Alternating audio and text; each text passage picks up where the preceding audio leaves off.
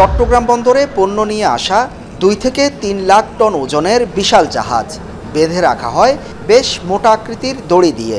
এ দড়ির আসলে সক্ষমতা কত? খাতুনগঞ্জে দড়ির পাইকারি দোকান, আকার আর নকশার ভিন্নতায় 100 রকমের দড়ি আছে এসব দোকানে। কাপড় শুকানো থেকে শুরু করে পণ্য পরিবহন, কৃষিকাজ, পশুপালন থেকে জাহাজ বা নৌকা বাঁধা, দড়ির আছে 100 রকমের ব্যবহার। কিভাবে তৈরি হয় এ শক্তিশালী দড়ি? চট্টগ্রাম ইপিজেডে জাপানি মালিকানাধীন বিশ্বমানের দড়ি তৈরির কারখানা বিএমএসরো প্রায় 30 বছর ধরে বাংলাদেশে দড়ি তৈরি ও রপ্তানিতে নেতৃত্ব দিয়ে যাচ্ছে। নাইলন, কটন, পলিস্টারের 10 রকমের বেশি দড়ি তৈরি হয় এই কারখানায়। বাজার থেকে দড়ি কিংবা সুতো আমরা সবাই কিনি, কিন্তু এই দড়ি বা সুতো তৈরির প্রক্রিয়া যে কত জটিল সেটি হয়তো এই কারখানায় না আসলে বোঝার উপায় ছিল না। বাজারে যে ভিন্ন রকমের দড়ি বা সুতো পাওয়া যায় তার প্রত্যেকটি তৈরির প্রক্রিয়া আর যন্ত্রপাতি সবই আলাদা ধরনের, আর সব ক্ষেত্রেই আলাদা রকম গুণগত মান বজায় রেখে এসব দড়ি তৈরি করতে হয়। ভালো মানের দড়ি তৈরিতে প্রথমেই লাগে পলিথিনের গুণগত কাঁচামাল বা রেজিন। সে রেজিন তাপে গলিয়ে বিশেষে মেশিনে পরিচালনা করে তৈরি হয় দড়ির ক্ষুদ্র একক অংশ। দড়িটি কত ভার বহন করবে, স্থায়িত্ব কেমন হবে তা নির্ভর করে এ ধাপে। একটা সুতা দিয়ে আমরা 3 কেজি 4 কেজি মাল আলগাইতে পারি, এবং আমরা পর্যায়ক্রমে এটা এমনভাবে তৈরি করি যেন আমরা জাহাজ পর্যন্ত বানতে পারি। সুতার কোয়ালিটি আছে, আপনার টেম্পারেচার আছে, রোলার ঠিক গুণগত মাল বিক্রি লাগে। দ্বিতীয় ধাপে তৈরি হওয়া দড়ির একক অংশকে পাঠানো হয় ফ্লাইয়ারে। ক্রেতার চাহিদা মতো রং করা হয় দড়ি। এবার আরেকটি মেশিনে দড়িটির এক অংশ পেঁচিয়ে জোড়া লাগিয়ে মোটা করা শুরু হয়। কতটুকু মোটা হবে তা নির্ভর করে দড়িটি কী কাজ করবে ও ক্রেতার চাহিদার উপর। উদ্যোক্তারা জানান, চট্টগ্রাম ইপিজেডে উৎপাদিত এ দড়ির চাহিদা বিশ্বজুড়ে। রপ্তানি হয় অন্তত 10টি দেশে। জাপান, চীন, সুইজারল্যান্ড, ইতালি, কানাডা, অস্ট্রেলিয়ায় যাচ্ছে বাংলাদেশের দড়ি।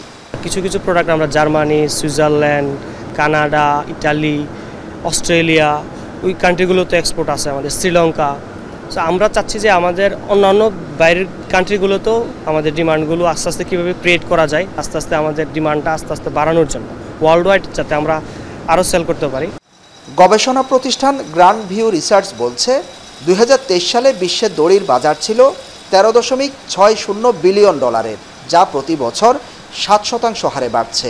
2030 সালে সারা বিশ্বের মানুষ অন্তত $18 বিলিয়ন দড়ি কিনবে, যার 45% কিনবে এশিয়ার মানুষ।